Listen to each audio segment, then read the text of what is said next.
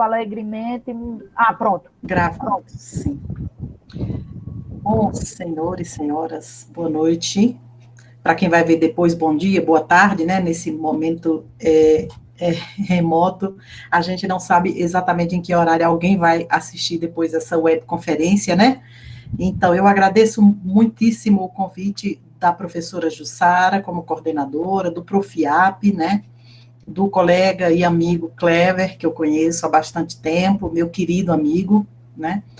E é uma honra estar aqui de volta à minha universidade de origem, né? Ao meu estado de nascimento, né? De origem. Eu moro em Brasília há 16 anos, eu vim para cá em 2005. Então, sinto muita saudade, gente, da praia, daquelas praias da Aruana, aquela água morna no verão. Nossa, vocês não fazem ideia. Mas, enfim, estou muito feliz também aqui na UNB e tenho crescido bastante em aprendizagem, né? A gente está aprendendo todos os dias. Então, mas sou grata.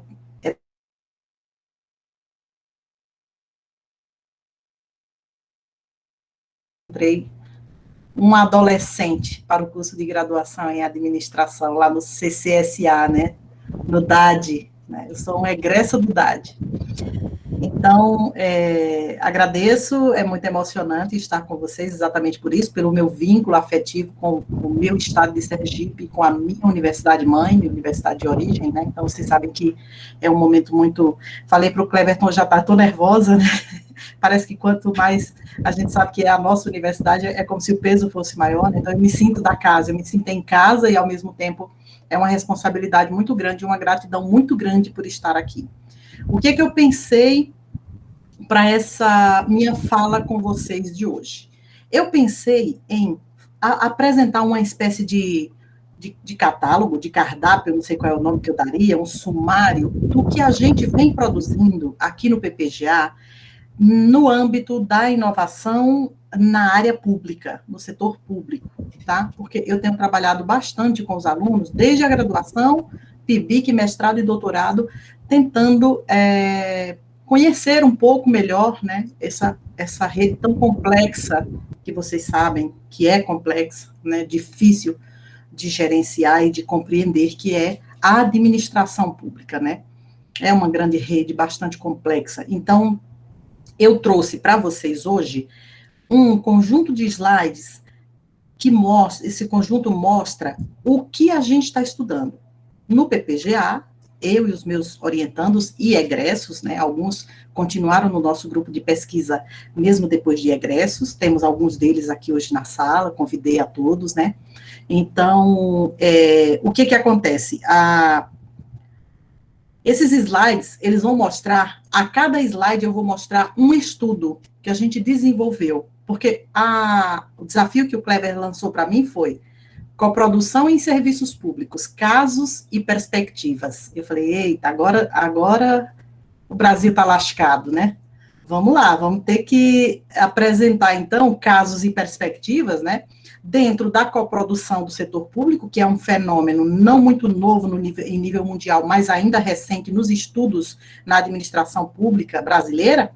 Eu falei, então, a gente vai mostrar o que a gente já fez. O que o Lince Lab, que é esse laboratório de estudos e pesquisa e inovação que eu coordeno, o que a gente vem produzindo. Então, a aula é isso, gente, é apresentar para vocês o que a gente vem produzindo. Quem sabe, de repente, isso aí pode estimular, né, pessoas a quererem também aí desenvolver dissertação de mestrado, né, nessa área da coprodução de serviços públicos. Então, eu vou compartilhar aqui os slides com vocês. Deixa eu pegar aqui. Pronto. Vocês já estão vendo meus slides? Não. Ainda não? Começou. Agora sim. Agora sim. Perfeito. Sim. Então, coprodução no serviço público, casos e perspectivas. Falei, agora você me apertou, Cleber. Então, o que eu vou trazer de casos e perspectivas? E aí, achei que foi criativa a ideia de trazer, então, os casos que nós estudamos. O que já estudamos sobre isso? Então, primeiramente, o que é coprodução? Né? Acho que a primeira coisa a colocar para vocês é que coprodução significa prestar serviços públicos em uma relação igualitária e recíproca. Claro que eu tenho alguma controvérsia em relação a ser igualitária e recíproca, não necessariamente ela vai ser, entre profissionais, pessoas que usam os serviços, suas famílias e seus vizinhos. Aqui outra possibilidade, onde as atividades são coproduzidas desta forma, tanto os serviços quanto os bairros tornam-se agentes de mudança muitas vezes eficazes. Então, vai além do mero envolvimento ou participação. O cidadão, o usuário e a comunidade coproduzem os serviços. Mais para frente eu dou um exemplo aqui de como se dá essa coprodução, tá? Duas possíveis definições, eu trouxe apenas essas duas, né? A coprodução é uma forma de envolver cidadãos como co-designers e co-implementadores de serviços que geralmente são prestados por uma organização pública. Então, a gente traz para perto o cidadão para que ele desenhe junto com a gente a solução que está sendo necessária, importante para um determinado desafio no âmbito da administração pública, né? Outra possibilidade de conceito é esse aqui. O envolvimento de cidadãos, clientes, consumidores, voluntários ou organizações comunitárias na produção de serviços públicos, bem como consumi-los ou, de outra forma, se beneficiar deles. Então, produzir, consumir, se beneficiar deles. Então, a gente está falando realmente de um espaço de construção coletiva e colaboração, quando a gente fala de coprodução. Ah, mas isso aí é participação, é um tema já bastante conhecido. Eu diria que coprodução é uma forma de participação, né? Participação são aquelas ações em que o cidadão se envolve, é engajado, né, é convidado, estimulado a se engajar, né, na administração pública. Você pode dizer que há uma participação pública, né, uma participação do cidadão. A coprodução eu vejo como uma forma de participação, um dos tipos de participação, né? E aí eu trago aqui 5 tipos de participação nesses 2 slides, nesses 3 slides, que são formas de coprodução, tá? Então, primeiro, a coprodução ela pode ser um ciclo com um conjunto de 5 fases. Co-commissioning, co-design, co-deliver, co-assessment. 4 fases, desculpem. São 4 fases. Então, vamos lá. O que é co-commissioning, né, como primeiro estágio? Eu posso atrair, envolver, ligar o setor público aos cidadãos para trabalharem juntos, para priorizar ou para definir o que será prioridade nas próximas ofertas de inovação e de serviços e de melhoramento de serviços no setor público.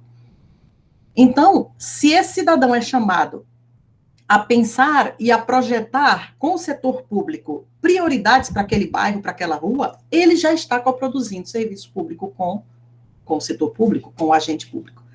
Se esse cidadão, por outro lado, for convidado para desenhar, porque, veja, ele é um especialista por experiência, né? Ele é um especialista, tem um especialista por profissão, que somos os agentes públicos, e o especialista por experiência, que é a vivência do cidadão.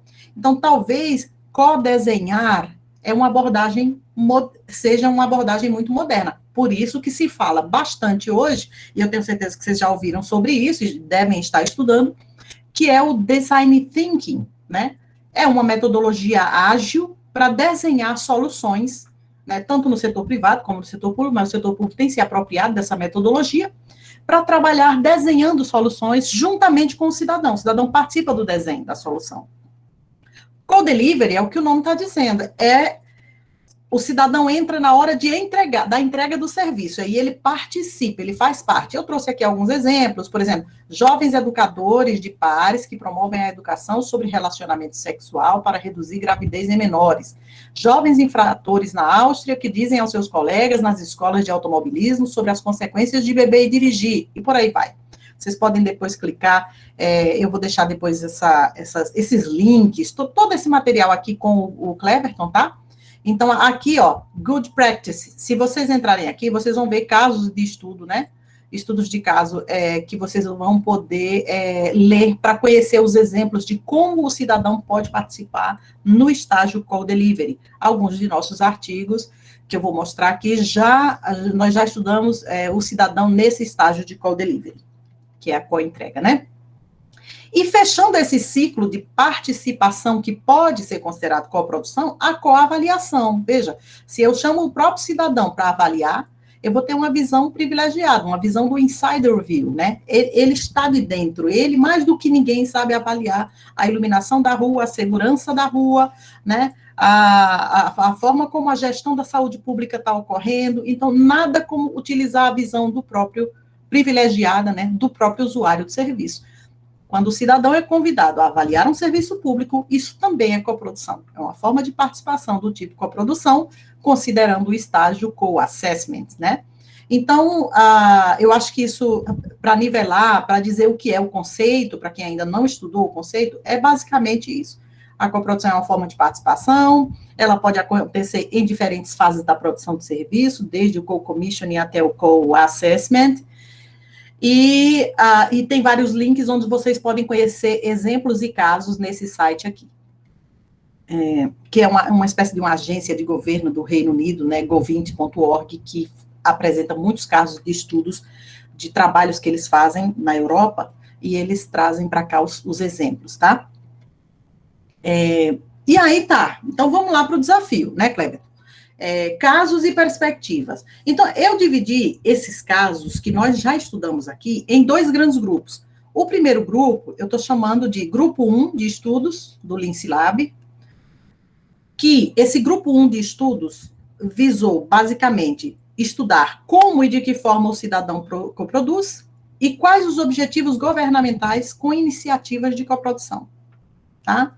Basicamente isso. Depois eu vou mostrar um outro grupo de estudos que está buscando conhecer quais as motivações do cidadão para querer engajar-se na coprodução de serviços públicos e como o governo vem implementando iniciativas de estímulo à coprodução de serviços públicos com o cidadão. Então, nós temos, eu diria, 2 grandes eixos dentro de coprodução de serviços públicos, e a gente está organizando nossa literatura, nossa produção nessas 2 coisas aí. Então, vamos para o primeiro caso aqui, como o cidadão coproduz e quais os objetivos governamentais para essas iniciativas. Publicamos na OIS um artigo, que saiu agora em 2020, né? Esse estudo aqui, fatores que influenciam a disposição do cidadão para coproduzir, um estudo na perspectiva de cidadãos residentes no Distrito Federal, foi um estudo quantitativo, a gente não precisa ler isso, tá bom, gente? Eu vou só fazer um resumo falando aqui, não se preocupem em ler, depois eu passo isso aí para o Cleverton, ele distribui e a aula vai ficar gravada também, né? Então, não cansem a vista tentando ler tudo isso, porque isso aí vocês vão ler depois. Eu vou tentar rapidamente resumir que se trata de um estudo quantitativo, com 360 moradores do DF, né? E nós buscamos verificar fatores que influenciavam a disposição dos cidadãos em coproduzir 3 tipos de serviços. Serviço de segurança pública, serviço de saúde e de meio ambiente. E a gente descobriu nesse trabalho que quanto mais seguro o cidadão se sente, menor é a disposição para coproduzir. Olha que coisa curiosa, hein? E irônica. Se eu acho que a coisa está tão mal, que o setor público é omisso, que o agente público, que as políticas públicas, que a gestão pública é omissa em segurança pública, então eu me sinto mais propensa a querer colaborar com a coprodução da segurança pública. Isso, por outro lado, não ocorre com a produção de saúde e de meio ambiente. Quanto mais saudável os sujeitos que a gente analisou, né, na nossa amostra, quanto mais saudáveis, maior a predisposição do sujeito para coproduzir. Quanto mais ele cuidava da saúde, ele informava isso no questionário, vocês podem acessar todos os artigos, eu coloquei aqui, gente, o link para acesso à obra completa, tá? O artigo completo. Quanto mais se percebia saudável, maior sua disposição para coproduzir. Quanto mais tempo ele dedicava a ações voluntárias e também de meio ambiente, então, quanto mais ele via favoravelmente, de modo empático a causa, mais ele queria colaborar. A relação é inversa no caso de segurança pública. Quanto mais seguro ele acha que, então, ele vai ter que agir, né? E aí ele começa a se organizar em comunidade e se organizar com o governo para poder coproduzir segurança pública, tá? Essa foi, acho que, a descoberta engraçada e interessante desse trabalho, né? Não me sinto seguro, logo eu sou propenso a coproduzir segurança pública. A gente também fez outro trabalho, aqui já na educação pública, no ensino básico, fizemos 10 entrevistas com gestores escolares, diretores de escolas públicas do Distrito Federal, e fizemos uma aplicação de 269 questionários com familiares de estudantes, responsáveis pelo estudante. Podia ser o pai, a mãe ou o tutor, alguém responsável por aquela criança, né? Conseguimos 269 questionários, fizemos toda uma regressão logística, um estudo quantitativo também, pelo tamanho da amostra. Pois bem, nós descobrimos que algumas formas de coprodução já identificadas na literatura europeia com o Pestov apareceram aqui também no nosso estudo.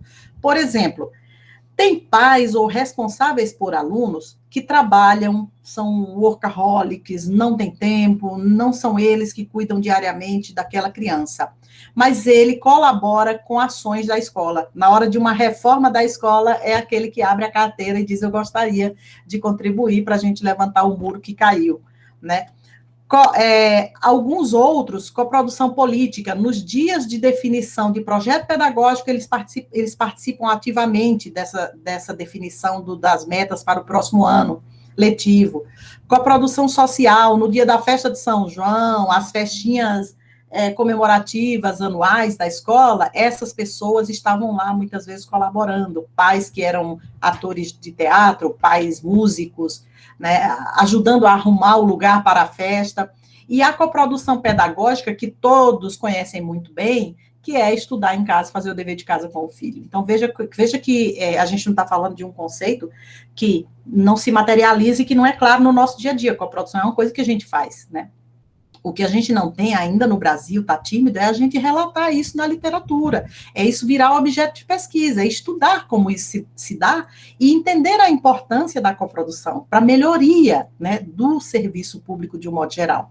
A gente descobriu também, e aqui foi uma nova, né, que a gente descobriu na nossa pesquisa, uma nova variável, digamos assim, que é o suporte básico. Se a mãe não der banho, amarrar o cabelo e conduzir o filho até a escola, a mãe ou o pai ou o responsável, né, se não tiver esse suporte básico de não deixar ele adoecer para que ele não perca dias de aula, né, também não ocorre a boa formação dessa criança. Então, o suporte básico tem a ver com isso. A gente descobriu que a escolaridade desse responsável pela criança, os hábitos, as práticas familiares, influenciavam, foi a regressão logística que a gente fez, influenciavam a coprodução pedagógica, social, política e econômica.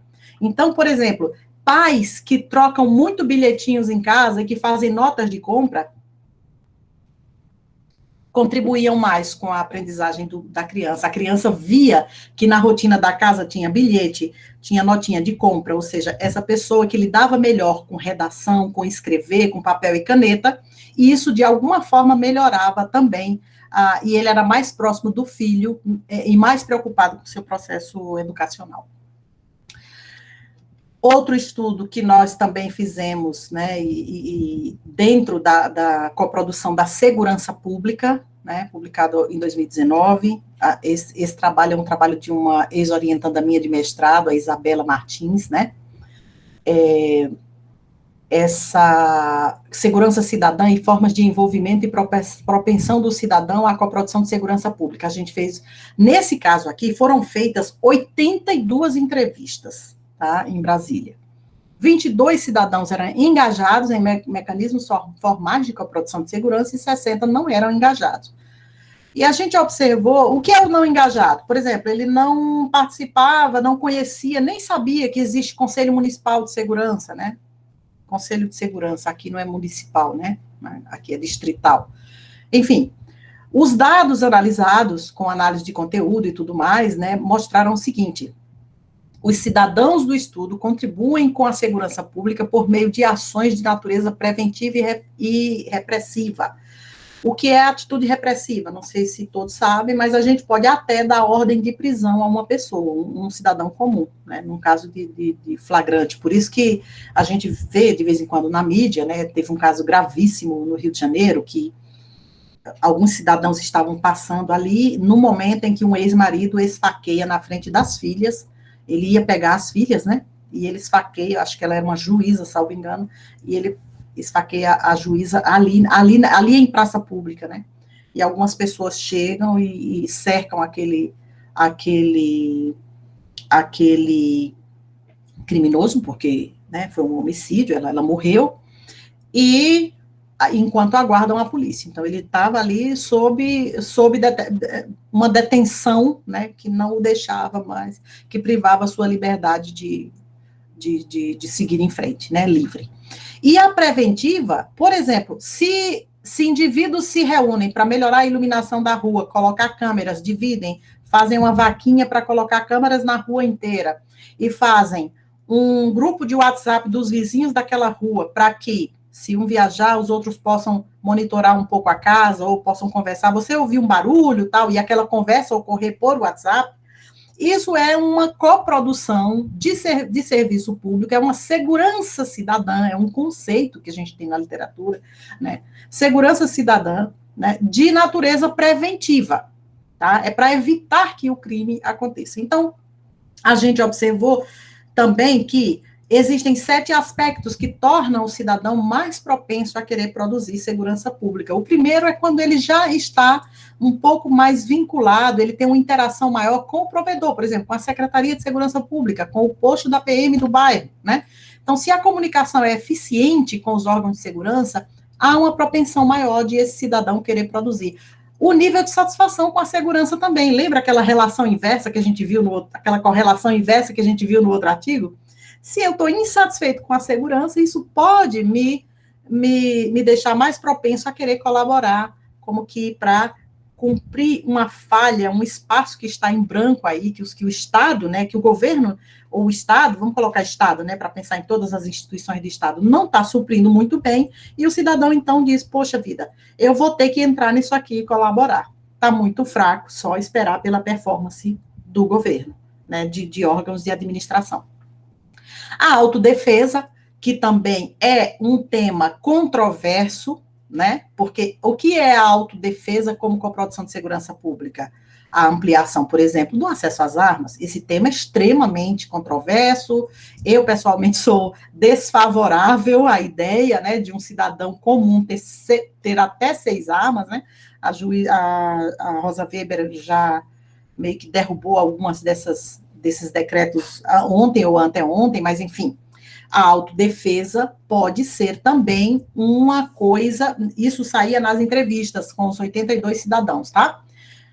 Que os deixariam mais propensos a querer coproduzir segurança pública. Se ele pudesse, por exemplo, comprar sua arma, se ele pudesse comprar spray de pimenta, se ele pudesse, ou seja, é um tema extremamente controverso, né? E também outros não chegavam a esse nível, né, de vias de fato de pensar em compra de arma. Falavam, por exemplo, que colocar uma câmera na rua, na garagem, de frente para sua casa e para dos vizinhos, isso também é autodefesa e que isso estimula também a querer coproduzir segurança pública. Ter tempo, né, ter disponibilidade, ter recursos financeiros, não é barato investir em equipamento, tecnologia de autoproteção, câmera, uma série de coisas que você se sente um pouco indignado de dizer, puxa vida, mas aí eu já pago imposto, eu também vou ter que investir nessa tecnologia para poder colaborar, então isso é uma coisa que pode aumentar ou diminuir a propensão do sujeito para querer coproduzir também.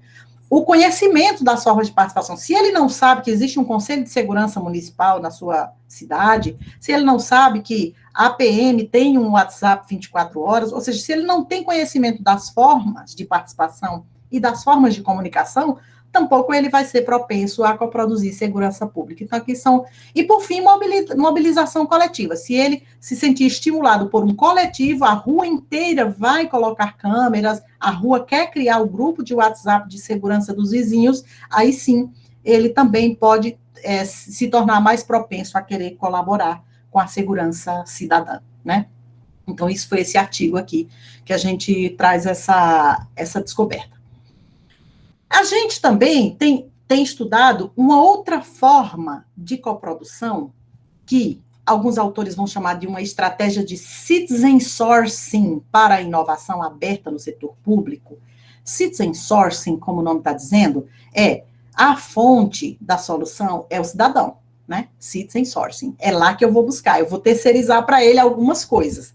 Então, uma estratégia de citizen sourcing para inovação aberta no setor público são os hackathons, né? Os hackathons são uma forma de você atrair hackers, né? Hackathon significa maratona hacker, né? É daí que vem a palavra hackathon.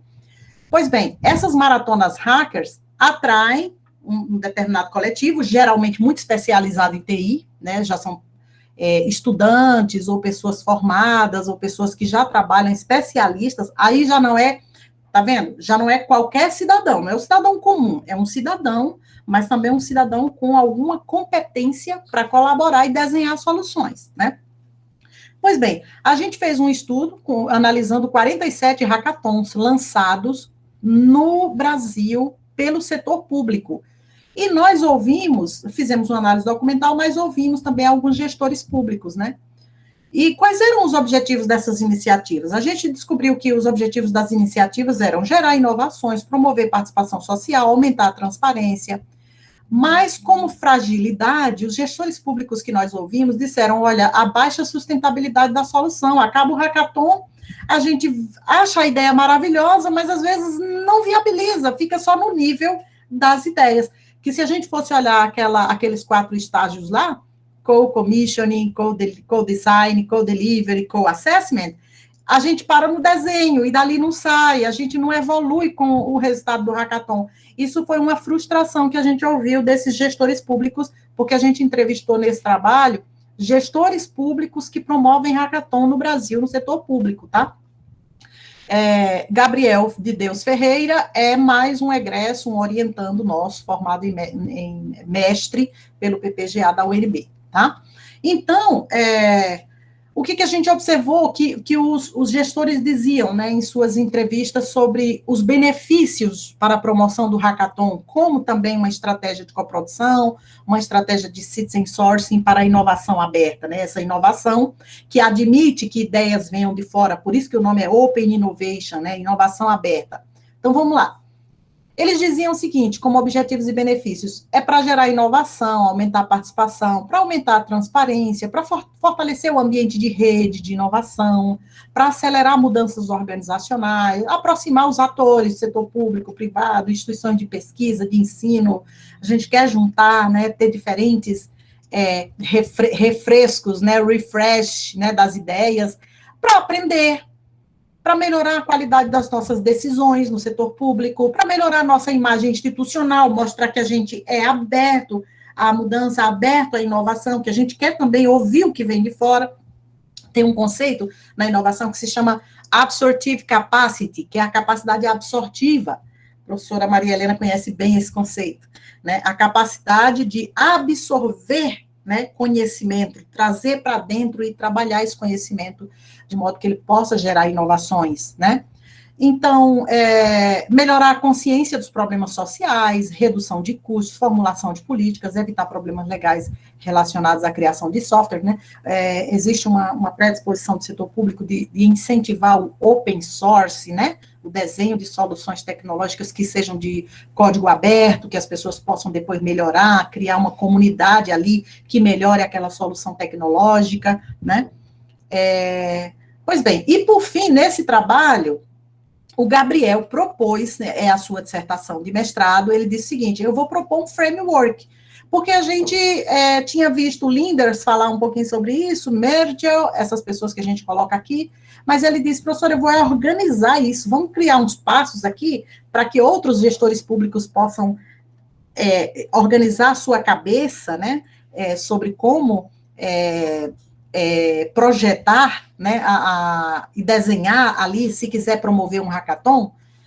Então, a gente colocou o seguinte, primeiro, tem que ter uma fase de planejamento, né, definir o formato, a quantidade de dias, qual é o objetivo desse hackathon, o que você quer? Reduzir, conhecer melhor problemas sociais, melhorar a imagem social, ou seja, bater o olho aqui nesses objetivos e tem que ficar claro, você vai fazer um hackathon para quê?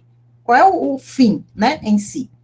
Então, definir o objetivo, definir o formato. Depois construir, gerar as ideias, avaliar os protótipos. É aquele momento bacana de Coca-Cola e pizza das campus party, né? As campus party, né? Aquelas festas de campus, né? Aquela reunião de um monte de os chamados nerds, né, os meninos que gostam muito de informática e tudo mais, ali, ganhando pizza, ganhando Coca-Cola e virando à noite, pensando em novos aplicativos e desenhando novos aplicativos, enfim, tem esse momento da construção, o momento da implantação mesmo, e o momento do monitoramento das soluções, que é quando pode ocorrer aquilo que eu coloquei lá como frustração, falta de sustentabilidade, fica só no nível das ideias, tá? Também, Talihan está aqui presente, né? A gente continuou tentando entender aí o que leva o gestor público, o que motiva e que dificuldades ele tem, ou que ganhos ele percebe em querer trabalhar com hackathons. E aí saiu agora em 2021, né? Saiu recentemente, acho que mês passado, né, Talihan? Ele está por aqui. E saiu publicado esse artigo aí, que é o seguinte: a gente queria ver na Embrapa, o Talihan é funcionário da Embrapa, é um empregado público da Embrapa, né? Me corrija se eu estiver errado, viu, Talihan, em relação à nomenclatura. Acho que é empregado público o nome, não tenho muita certeza. Pois bem, o Talihan é da Embrapa e ele disse: professor, eu quero entender lá dentro, porque a Embrapa promove hackathons acadêmicos, ela se vincula a faculdades e ela procura atrair alunos, ela conversa com coordenadores de curso, e atrai alunos para que eles venham desenhar soluções para o agrotech, o agrobusiness, o melhoramento genético de plantas, para educação à distância, que a Embrapa trabalha com cursos, ela também capacita, né, o produtor, né, muitas vezes em cursos via EAD, a ENAP a Embrapa é forte nisso. Então, ela trouxe, ela também é muito preocupada com a inovação aberta, né, e ela promove hackathons. E aí foram estudados os hackathons promovidos em 2016, 2017, e os resultados desse estudo mostraram que os resultados relativos aos fatores intervenientes facilitadores demonstraram que os promotores desses eventos valorizam parcerias com instituições educacionais, públicas e privadas. E quanto aos fatores dificultadores, eles mostraram que enfrentam barreiras legais, né, dificuldade de acesso a recurso financeiro e dificuldade também para custear despesas, né, acesso a recurso financeiro. Muitas vezes recebem apoio dessas instituições parceiras, porque não está muito claro, e é um problema, às vezes, até de legislação, né? Quem vai pagar, né? Quem vai pagar essa campus party no setor público, quando a gente tem também que justificar à sociedade, né, o que está gastando, né? E vocês sabem que para trabalhar com inovação a gente trabalha com risco, a gente trabalha com, e aqui é um concurso, é uma competição, né? Ganha a melhor ideia, a melhor solução, e ela é premiada. Pode ser a Coca-Cola e a pizza, mas pode ser uma viagem para fazer um curso na França, pode ser um notebook novo. Então, depende aí qual é a recompensa financeira ou não financeira que esse hacker participante vai receber. Mas eles colocam que, como um grande ganho, né, que os hackathons acadêmicos promovidos pela Embrapa, eles trazem novos olhares e novas perspectivas de planejamento, né, alinhados à transformação digital e se aproximando mais da sociedade e das instituições de pesquisa, e instituições de ensino, melhor dizendo. Então, esse é o resultado desse trabalho, né? Pois bem, até aqui, nós mostramos o que a gente vem produzindo sobre como e de que forma o cidadão coproduz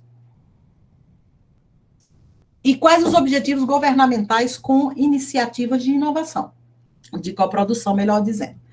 Agora eu vou para um segundo grupo de trabalhos, tá? Que a gente continua desenvolvendo no Lincilab, no PPGA, que é o seguinte: o que leva o cidadão, então, a querer coproduzir? O que leva? Né? Como eu falei agora, por que o cara vai para um hackathon desse? É pela pizza e pela Coca-Cola? Né? É para conhecer pessoas? Porque eles viram à noite, né? São jovens virando à noite, comendo chocolate, comendo pizza e tudo mais, né?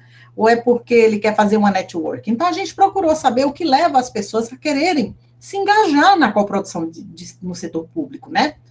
E também, como o governo tem implementado iniciativas de estímulo. Como é que o governo estimula o cidadão?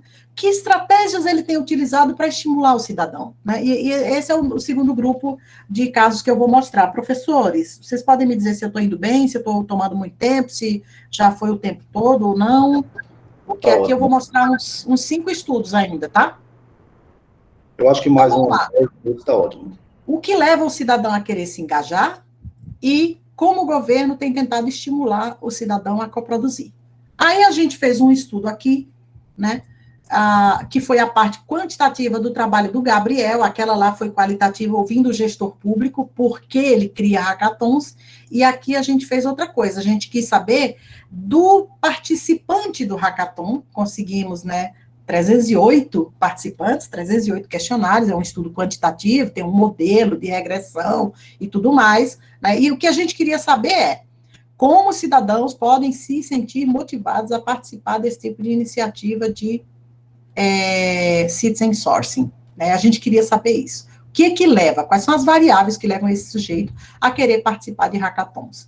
Pois bem, a gente fez um modelo teórico, né? Será que é o reconhecimento do seu conhecimento? É a diversão? É o aprendizado? A recompensa financeira? A recompensa não financeira? É o altruísmo, né? É a ideologia, uma causa, né? Eu me envolvo com essa causa e eu quero colaborar, enfim. O que leva o sujeito a ter uma atitude positiva que faz com que o número de suas participações nos hackathons, né, sejam maiores? Então, a gente, nas nossas pesquisas, 4 variáveis apenas se mostraram significativas, há um p-valor aqui, né, de 5%, que são essas 4 aqui primeiras, né? O reconhecimento, a diversão, a aprendizagem e a recompensa financeira. Esses outros aqui não deram significativo no teste, tá? Então, existem razões. Depois, em outro estudo, que também é uma parte da dissertação da Isabela, tá? Gerou um trabalho para o ENAMPAD do ano passado, a gente procurou saber, com aqueles mesmos 82 cidadãos do DF, sobre coprodução de segurança pública, mas aqui a gente queria saber como o governo, né, discute e implementa estratégias de estímulo à coprodução. Como é que ele estimula? Então, o governo do Distrito Federal utiliza estratégias de estímulo de segurança como políticas governamentais, ações dos órgãos de segurança pública, provimento de informações, criação de alguns mecanismos de participação, conselho comunitário de segurança, grupos de interação, polícia e cidadão, no que diz respeito à influência sobre o comportamento cidadão, a gente identificou que o governo utiliza nudges, que é um tema, tá, gente? Bacana para estudar, viu? Incentivos não monetários, persuasão racional e outras variáveis da literatura. Nudge é cutucar, né? É uma cutucada, um nudge, tá? Então, é quando o governo cria uma forma de comunicação, muitas vezes pelas redes sociais, dizendo, você sabia que a PM do seu bairro tem um WhatsApp? Tá aqui o número, anote no seu celular. Quando o governo faz isso, quando a Secretaria de Segurança Pública faz isso, ela está fazendo uma cutucada no cidadão, para que ele coproduza segurança pública. É um nudge, tá certo? Então, o cidadão coloca o número no celular e aquela rua fica mais segura, porque ele se sente mais seguro de saber que a qualquer momento ele pode trocar um WhatsApp com um agente de segurança pública, tá? Então, os nudges são um tema interessante de estudo. Aqui estão as formas, né, desde as mais controladoras até as menos controladoras, de influência sobre o comportamento do cidadão, né? O nudge, por exemplo, ele é não controlador, é a cutucada, né? Mas tem coisas que dependem de coerção, eliminação por escolha. Por exemplo, lá na educação, na coprodução de educação pública de alunos do ensino fundamental, menores de idade, né? O pai não pode escolher, pelo menos até agora, na Constituição, tá? A educação é um direito de todos, um dever, né? Também de todos e do Estado. O pai não pode escolher dizer, meu filho não vai estudar. Será uma criança que não estudará. Se ele for denunciado, o Conselho Tutelar vai entrar e, enfim, outros órgãos ali de defesa do direito daquela criança de estudar. Então, é compulsiva essa coprodução. A mãe vai ter que levantar essa criança, dar banho, dar comida e transportá-la até a escola, tá? Então, tem coisas da coprodução que são voluntárias e tem coisas na coprodução que não necessariamente são voluntárias, são compulsórias, né? Pois bem, vamos para outra coisa aqui. Outro estudo. Adoção de novas tecnologias. A gente descobriu, Nery Domingos, né? Aí está um egresso da graduação, esse trabalho acabou de sair publicado agora em 2021, né, na semana passada, na Contextos, que é o seguinte, O Nery, que é funcionário dos Correios, né, também, disse assim, professora, 2,76% dos cidadãos brasileiros procuram o site da Receita Federal para emitir seu CPF gratuitamente. 50, quase 60%, 54, alguma coisa por cento, quase 55%, procuram uma agência dos Correios de modo presencial, inclusive pagam uma taxinha por isso. Por que é que as pessoas não adotam a emissão pela internet? O que leva o sujeito a querer pagar, inclusive, uma taxa? E aí eu pergunto, né? O que isso tem a ver com coprodução de serviço público? Tudo. Veja, lembra que lá a gente falou de co-delivery, a co-entrega? Na hora de entregar o serviço, se eu não sei usar a plataforma de eGov, então acabou-se o mundo, né? Eu não vou conseguir entregar o serviço, percebe? Então, quando o cidadão não utiliza o serviço, e ele é gratuito numa plataforma de eGov, a gente foi atrás para descobrir o que levava o sujeito a ser um não adotante do serviço e querer pagar por ele, né, numa agência. Foi uma amostra com 383 pessoas, né, clientes dos Correios, que estavam ali, né, para pagar uma taxinha, né, para ter a emissão do CPF diretamente dos Correios, né. Essa amostra foi coletada em todo o país, tá? Em cerca de 20% por região do Brasil, as 5 regiões foram ouvidas aqui, né? E a gente concluiu que há uma complexidade para atender às necessidades dos usuários, dadas as características demográficas existentes no Brasil. É o seguinte, uma pessoa no Rio Grande do Sul não é o mesmo que uma pessoa no interior do Pará acessando a internet, gente. Lamentavelmente. O Brasil tem uma desigualdade e uma exclusão digital em regiões mais remotas, em regiões mais pobres, fantástica, tá? Vou dar um exemplo para vocês. Um aluno negro de Alagoas tem 0,5% de chance, 0,5% de chance de ter computador, internet, banda larga e tudo mais. Um aluno de Brasília, branco, classe média, média alta, 77% deles estão com acesso à internet, banda larga, baixando aula, baixando videoaula, baixando tudo. Nós temos uma exclusão digital que piora a situação de desigualdade no país, no acesso às tecnologias. Então, neste estudo aqui, a gente descobriu que as variáveis demográficas, renda, local onde mora, se mora no interior, se mora na cidade, idade, escolaridade, várias variáveis demográficas, interferiam no fato de o sujeito não querer adotar gratuitamente o serviço promovido online na plataforma eGov. Preferia pagar a taxinha e ir pessoalmente à fila do correio, tá? Aqui tem um estudo da Andrea, né? A Andrea está presente aqui, acho que a Luciana não pôde estar, infelizmente, mas a Andrea está por aqui, né? Esse trabalho, ele foi apresentado no Rececoval, agora em Madrid, no mês de janeiro, né? E o objetivo desse trabalho foi verificar interações entre multiagentes para a coprodução de um serviço, olha que curioso, público, chamado Online Dispute Resolution, ODR, plataformas ODR, no Brasil e na União Europeia. Essa ODR, gente, é assim, é um serviço, aqui no Brasil é o consumidor.gov.br, sabe o Reclame Aqui? Pois bem, é um Reclame Aqui, só que governamental, do Ministério da Justiça, tá? Você entra, coloca ali sua queixa, e o governo é um mediador, ele faz parte desse processo, por isso que essa coprodução ela é multiagentes, né? Cidadão, empresa e governo, tentando resolver esse problema, essa disputa aqui, né? Geralmente de consumo, eu comprei e veio errado, eu comprei e fui fraudada, né? Tentar resolver isso antes de judicializar. Se eu tenho essas plataformas aqui e consigo colocar 3 agentes para interagir aqui, né, e resolver por aqui mesmo, né, eu não levo o assunto para a justiça de pequenas causas, ou seja, eu não onero o serviço público, o setor público, o orçamento público, né, com causas na justiça. Eu resolvo antes, resolvo aqui resolução de conflitos de consumo. Em outras palavras, é isso que é essa Online Dispute Resolution, né? A União Europeia tem, o Brasil tem, e aí a Luciana, né, que é essa primeira autora do trabalho, está morando na França, por isso que ela não está com a gente aqui, lá já está bem madrugada, depois de meia-noite, né? Então, a gente fez um levantamento rápido, isso vai ser a tese também da André e da Luciana, né? Cada um pegou um pedaço desse assunto aí, as responsabilidades desses diferentes agentes, né? A descrever como é que ocorre essa rede de coprodução para a solução de conflitos de consumo e demonstrar como ocorrem essas interações, né?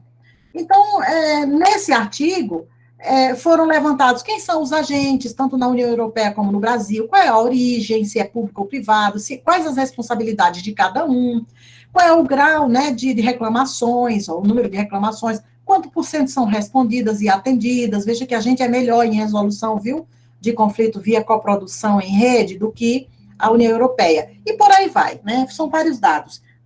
Teria que ver o artigo completo, para a gente não tomar muito tempo. Mas o que me chama a atenção, e isso vai gerar duas teses de doutorado, a da Andréa e a da Luciana, que é a hora em que elas propõem um framework, um grande framework, né? E dizem assim, olha, esse processo de coprodução envolvendo múltiplos agentes, nesse caso aqui, empresa, cidadão e governo, né? Ou ente público, ele é uma espécie de um processo, com entrada, processamento e saída, né? Então, eu tenho aqui o cidadão com a reclamação, com a avaliação dos serviços, com informações adicionais. Eu tenho o governo que gera a plataforma, cria e dá suporte à plataforma, que é o caso da consumidor.gov.br, né? Faz os guias de uso, organiza os dados, as bases, recebe as informações, repassa para as companhias, para as empresas, né? Elas vão receber essas informações e vão tentar solucionar, né? O governo, por outro lado, é esse mediador aqui, juntando o coprodutor cidadão com o coprodutor empresa, os dois são, de alguma forma, beneficiários e usuários do serviço. Aqui, portanto, se dá essa dinâmica dessa rede de coprodução, e como resultados eu tenho o consumidor, de certa forma, acessando um serviço de justiça sem onerar o sistema de justiça, né? Serviços sendo recuperados, falha de serviços sendo recuperados, né? Conflitos com o consumidor sendo resolvidos, né? Recuperação da imagem organizacional, redução de custos no setor público, porque não aciona o sistema judicial, e por aí vai. Avaliação da satisfação do consumidor, e por aí vai. Daqui, a Andrea vai pegar um pedacinho desse framework, Luciana vai pegar outro pedacinho, e elas vão fazer duas teses aqui sobre esse framework, né? Então, uma coisa... O coprodutor, ele é usuário e beneficiário do serviço público e do governo, né? E o governo também é outro coprodutor, né? O usuário e o governo. Que existem diferenças de legislações entre União Europeia e Brasil, foi o que a gente descobriu. E que um framework foi proposto para facilitar os estudos aí dessa interação entre múltiplos agentes para a coprodução, que foi esse framework que eu citei para vocês, né? Por fim, eu acho que é o último estudo, a gente teve recentemente uma tese de doutorado defendida pela Gilmara Dias, eu acho que ela está presente aqui, eu vi quando ela entrou. Eu divulguei no Story já, agora à noite tinha a nossa aula aqui, e eu acho que Gilmara estava online, estava numa live, mas eu vi que ela apareceu aqui, não sei se ainda está. Mas a Gilmara, nossa primeira doutora egressa, né, do Lince Lab, e também uma doutora agora em administração no PPGA, né, ela teve como objetivo investigar o domínio de competências técnicas e cognitivas demonstradas pelo cidadão para o preenchimento e o envio da DIRP, né, a nossa declaração do IRPF, no sistema da Receita Federal. Foi uma amostra com 500 cidadãos brasileiros de diferentes regiões também, teve desde estatística simplesinha ali, como frequência, até regressão logística. Leiam a tese da Gilmara, ela está aqui, ó, no repositório, nesse link aqui, no repositório da Biblioteca Central da UNB. Por que a Gilmara teve essa curiosidade? Porque, primeiro, a gente tinha feito uma enquete, assim que ela entrou no doutorado, né? 52% das pessoas não recorriam a terceiro. Elas mesmas não faziam sua declaração de imposto de renda no computador. Veja bem, e a gente não está falando, gente, de pobrezinho que ganha um salário mínimo. Quem declara imposto de renda já é uma classe média, média baixa, média alta, média média, né? Já é alguém que tem algum nível de escolaridade, ele está ganhando melhor, a ponto de cair no radar, né, dos contribuintes de imposto de renda. Por que a maioria, né, na enquete e depois na tese, na pesquisa mesmo da Gilmara, a maioria recorre a um contador, a um parente, a um amigo, entrega para alguém, terceiriza o negócio. 48% fazem sozinhos. Então, a Gilmara foi atrás, e a tese dela é de que o pouco ou muito domínio de competências técnicas e cognitivas para preencher tudo aquilo e não cair na malha fina, porque, veja, isso é coprodução de serviços do call delivery, na entrega, né? Eu tenho que preencher minha declaração de renda e eu tenho que preencher corretamente. Veja, é mandatório. Tá vendo que não é uma coisa voluntária, às vezes, a coprodução? Eu tenho que preencher e preencher corretamente, porque se eu não preencher corretamente, principalmente se o assunto for dinheiro, aquela parte de quanto você recebeu no ano, eu caio na malha fina, ou seja, ainda tem uma consequência. Eu produzo o serviço, participo do call delivery e eu ainda pago multa se eu errar. Aí Gilmara disse assim, poxa, gente, peraí, o governo vai ter que olhar um pouco para o cidadão e pensar nas competências. Ele tem competência para fazer e não cair na malha fina? Poxa, ele já está fazendo, e ele ainda, se errar, vai ser multado? Que negócio é esse? Essa é a gratificação que nós temos, né? E aí ela foi, desenvolveu toda a sua tese, né, que tem 152 páginas, e o que ela descobriu foi isso, né, que há uma influência de competências técnicas e cognitivas, tá? Competências dos cidadãos brasileiros, né, em preencher e submeter sua declaração de imposto de renda. Esse trabalho foi apresentado nesse RECE também em Madrid, esse ano, em janeiro, né, e aqui está o P-Valor comprovando que as pessoas que declaram, né, o imposto de renda sozinhas, elas têm um maior nível de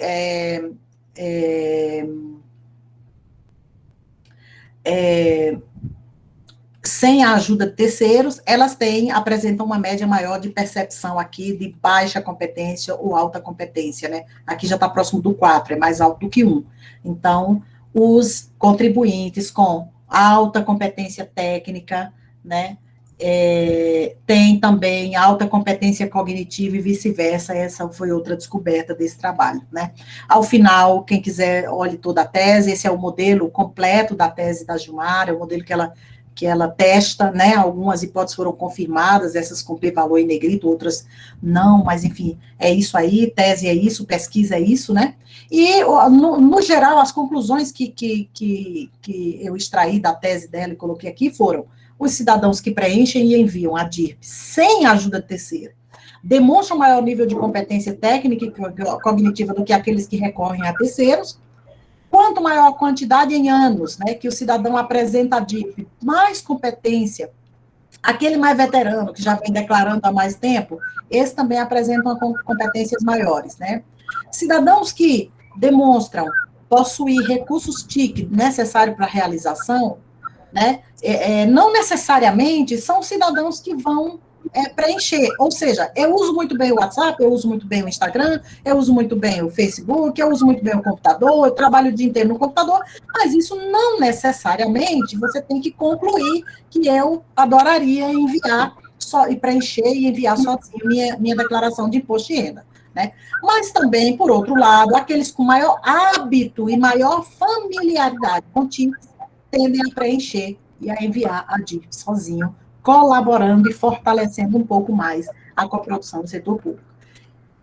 Esse é o penúltimo slide, né? Para coproduzir, o cidadão precisa, portanto, dominar, né, as competências técnicas, cognitivas e ter algumas características cruciais na sua relação com as tecnologias, caso o serviço dependa disso, e a coprodução depende disso, né? E eu trago aqui, deixo para vocês como desafios, né? São alunos de pós-graduação, alguns que estão chegando, outros que já estão aí há mais tempo, né? Geralmente temos calouros e veteranos, né? E eu deixo para vocês essas perguntas, é o meu último slide, o próximo são só os meus contatos, que o Cleverton vai colocar também aí no chat para vocês, que é o seguinte: Por que a administração pública precisa pensar na coprodução de bens e serviços públicos como uma estratégia do presente e de futuro, né? O que vai custar e o que ganham governos e instituições de Estado, né, ao adotar e estimular estratégias de coprodução? O que ele ganha com isso? E o que custa para ele? Que espaço esse tema tem ocupado nas nossas pesquisas, nas nossas dissertações, nos nossos grupos de pesquisa nas escolas de governo, né, e nas escolas de administração pública? O que precisamos ainda estudar? No caso brasileiro, nas escolas de administração pública, por onde temos começado? Quais são os avanços? Qual é a agenda? O que está faltando estudar? Né? Então, eu dei aqui, como eu falei para vocês, um cardápio do que vem sendo estudado nesse tema, e eu deixo aí, jogo a bola no colo do Prof. Iap agora, de Sergipe, dizendo quais os avanços, por onde a gente começa, quem ainda não começou, qual é a agenda? Há alguém interessado em estudar isso aí? Bom, está aí no seu colo. Leia esse material e veja se é pertinente, se é um tema interessante para a gente continuar desenvolvendo trabalhos, né, de pesquisa nessa área, tá? Eu sou adicta do Twitter, amo o Twitter, sigam-me no Twitter. O Lincilab está também no Instagram, eu e o Lincilab, né, estamos no Instagram. Temos aqui 2 e-mails e o Clever vai colocar para vocês isso aí também aqui no chat. Eu vou deixar de compartilhar aqui e agradeço muito a oportunidade, a paciência de vocês para me ouvir por tanto tempo também, porque sei que falei bastante e eu sou prolixa, mas eu não podia dizer isso a vocês no início, senão vocês desistiriam e iriam embora. Eu tenho que dizer só no final que eu sou prolixa. Mas muito obrigada a todos vocês e estou à disposição agora. É isso aí. Professora Josivânia, muito obrigado e parabéns por trazer luzes, né, sobre esse tema tão palpitante na administração pública. Eu acho que é pertinente a gente abrir um espaço para perguntas, né? 2 ou 3 perguntas breves que a professora Josivânia possa trazer, dentro da sua experiência, algumas respostas. Quem se anima? Pode fazer abrindo a webcam e falando ou escrevendo. Pode falar, Laíne. Boa noite, professora. Boa noite a todos os que estão aí. Professora, a senhora falou aí, nessa coprodução, de que os 2 são beneficiários. Eu queria saber, assim, se a gente tem até que ponto há um benefício mútuo, ou se é aquela coisa bem abstrata. E aí eu trago um exemplo para poder ilustrar essa minha pergunta. O TSE, por exemplo, né, na Justiça Eleitoral aí, ele convida quem quiser testar a integridade da urna eletrônica que assim o faça. E ele não tem absolutamente prêmio nenhum, como tem aí no hackathon que a senhora manifestou. Ele não tem nada, simplesmente vá lá e teste se você quiser. Então, assim, o benefício, digamos assim, do cidadão aí é uma coisa bem abstrata, né? Ou é o nome dele a ser conhecido. Então, isso também seria coprodução, né? Então, como seria essa questão do ser beneficiário ou não desse trabalho? Obrigado e boa noite. Obrigada, Alain, pela pergunta. Ela é extremamente interessante, porque a gente tem alguns artigos, e a gente cita nesses trabalhos, mostrando que, muitas vezes, o benefício é societário, não necessariamente individual. Ou seja, eu fui, fiscalizei, chequei lá como um técnico de informática, e fucei e vi que funciona ou não funciona aquele aparato. Mas, embora, de repente, eu tenha recompensas não financeiras, e uma delas é me convencer de que a coisa é segura ou de que não é, né? Como especialista no tema, eu posso chegar a essa conclusão, se for um especialista no tema, mas há um reflexo, um transbordamento, digamos, do benefício para o coletivo. Digamos que você seja um técnico e ela é segura. Você checou, fez muitas provas. A UNB, inclusive, um dia desse, se lançou a esse desafio. Eu não sei, você deve conhecer, né? Que a UNB chegou a testar aí, e atestou, inclusive, a segurança. Ora, a UNB ganhou um prêmio ou recebeu dinheiro por isso? Não. Mas a UNB apareceu na mídia, dizendo que fez essa vamos dizer, essa análise, né? e socialmente. Aí é quando o benefício não é individual ou coletivo. Na literatura existe benefício individual, benefício para o grupo, um grupo específico, e benefício para a sociedade, coletivo, maior, amplo, né? Então, às vezes, eu estou coproduzindo, mas o benefício é social. Por exemplo, a transparência e a lisura de um processo eleitoral no Brasil via urna eletrônica, se essa for a conclusão. Tá certo? Então, é só analisar um pouco o que estamos chamando de benefícios e de ganhos, né? Nem sempre eles são monetários, eles podem ser de imagem, de transparência, podem ser para o coletivo, mas não diretamente para mim. Não sei se respondi, mas, enfim. Perfeito, muito obrigado. Obrigada. Mais alguma pergunta?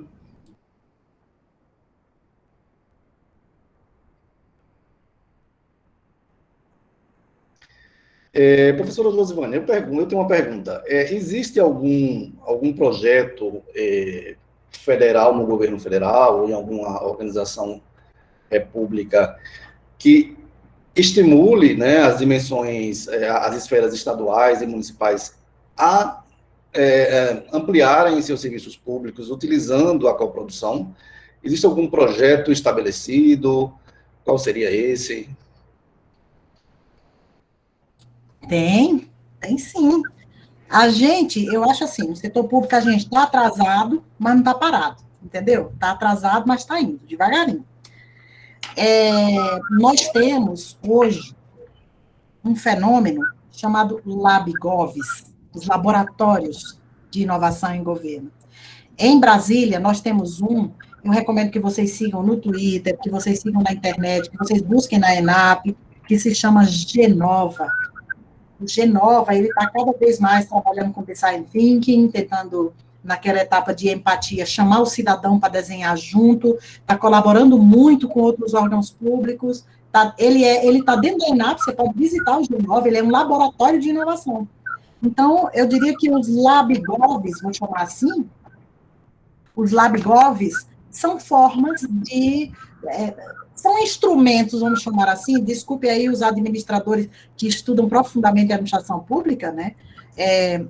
São instrumentos, né, ou ferramentas das quais o governo ou outras instituições de Estado podem lançar mão para trabalhar com coprodução. Eu dei um exemplo dos hackathons.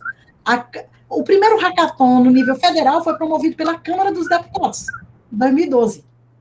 Foi a Câmara dos Deputados. Foi quando criaram um aplicativo de transparência do gasto público.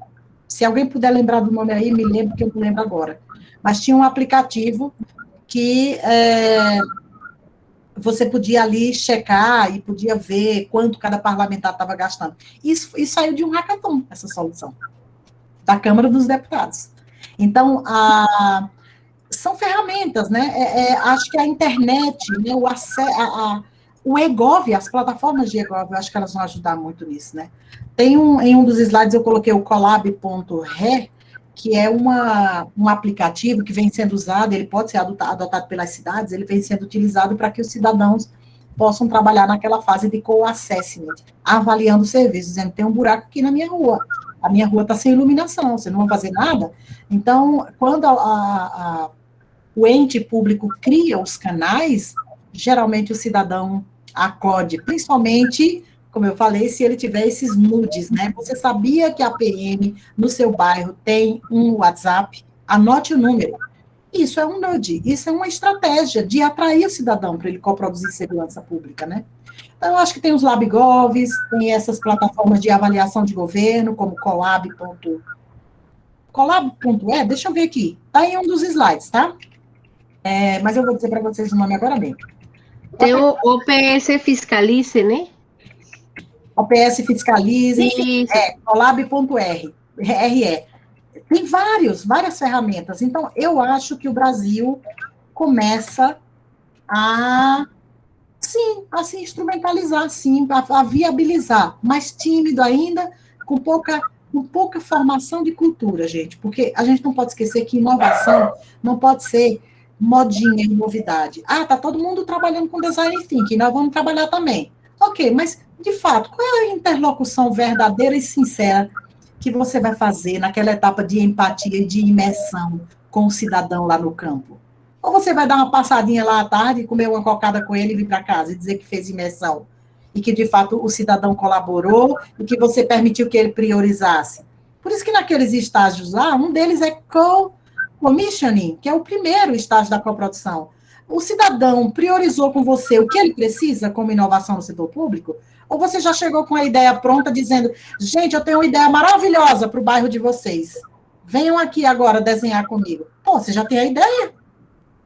Sério que eu vou ajudar em alguma coisa? Porque não era disso que a gente estava precisando agora.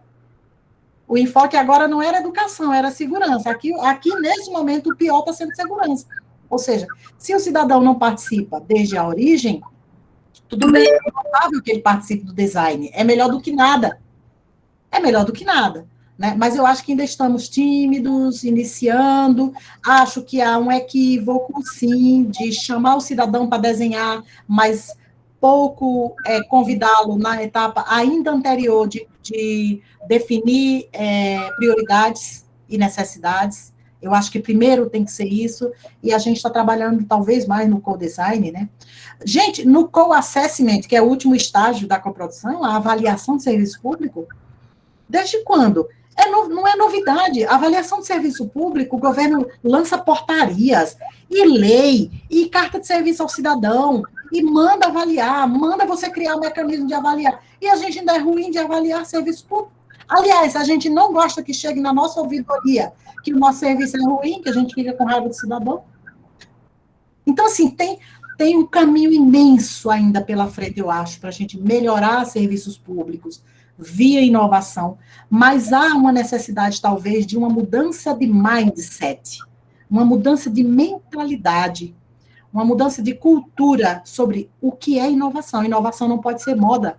Inovação tem que ser estratégia. Aquele governo abraça como estratégia, assume todas as suas dores, que vai doer, não é só desenhar, é muito mais do que isso, é negociar, é controvérsia, é disputar, é poder, envolve questões de interesse, tem uma série de variáveis aí, que a gente passaria aqui à noite conversando, né? Então, inovação dá trabalho. Eu acho que a grande mensagem que eu quero deixar para vocês é, inovação é maravilhoso, inovação no setor público é desafiador, é tema novo, é tema quente, mas dá trabalho e faz chorar. Não venha pensando que é só ir para a salinha do design thinking, desenhar e botar post-it na parede, não. Essa aí é a parte lúdica e maravilhosa da inovação, é a melhor parte, inclusive, que é a parte que a gente toma refresco de mangaba, que vocês sabem que eu não tomo aqui há 15 anos, né, gente? Não tem mangaba aqui, eu estou sofrendo sem mangaba. Eu faço cuscuz, claro, mas mangaba não tem. Então, são 15 anos, eu só tomo mangaba quando vou a Sergipe, né? Então, tem aquela hora do suco de mangaba e de bater papo, mas tem a hora de chorar também, porque inovação precisa ser vista como estratégia, como uma escolha com suas consequências. Uma escolha com todos os seus riscos, seus prós e contras, suas vantagens e desvantagens, né? Muito bem. Mais alguma pergunta?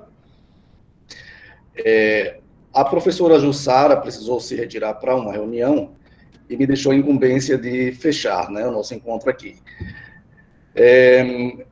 Eu acho que como arremate final de tudo que a professora Josivânia trouxe para a gente percebe como, né, essas pesquisas sobre coprodução têm espaço para dialogar com outras pesquisas, como risco, governança, serviços como saneamento, segurança, como professora, enfim, há um amplo espaço, né, desenvolvimento de cidades inteligentes, participação social, economia circular. Então, assim, esses temas são emergentes na administração pública.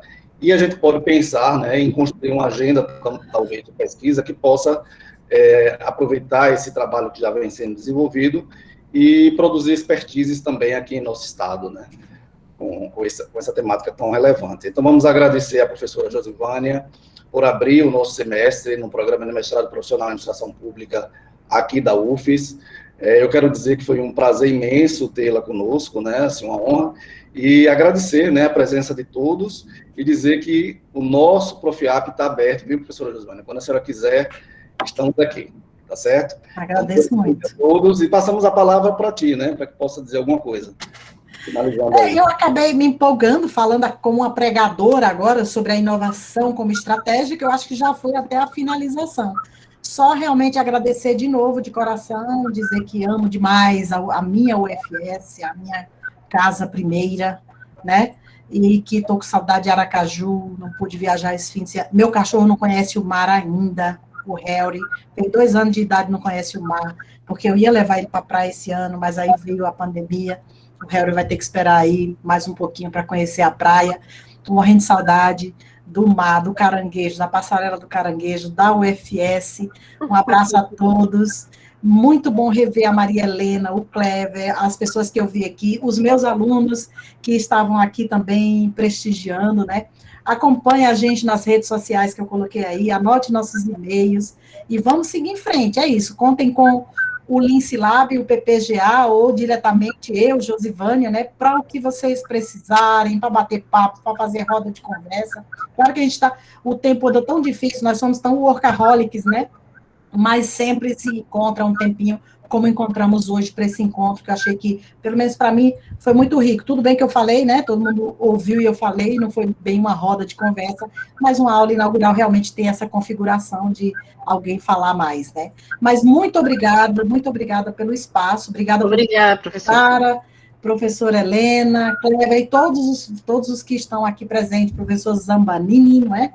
Deve ter outros professores aqui, infelizmente eu não conheço todos, mas um abraço a todos os professores e alunos aí que compõem esse Profiap Sergipe. Obrigada. Então, declaramos encerrado o nosso encontro, né? Boa noite a todos e vamos em frente. Um abraço. Boa noite. Obrigada. Valeu, Um abraço. Vamos tirar a foto, vamos tirar a foto. Vamos lá. Tem foto. Cleber, se por acaso vocês forem colocar em streaming, tipo YouTube, alguma coisa assim, mande para a gente o link, tá? Para divulgar. Perfeito. Vamos sim. Quem que vai tirar a foto? Foto tirada. Ótimo. Tchau, um abraço a todos, boa noite. Um beijo, meus conterrâneos. Tchau, tchau. Um abraço. Boa noite, tchau, tchau. Ô, Cleber, tem que preparar a gravação. Não fui eu, é a Elisângela. Ah, Elisângela? Ah, certo, Elisângela pode parar a gravação. Eu acho que foi Jussara.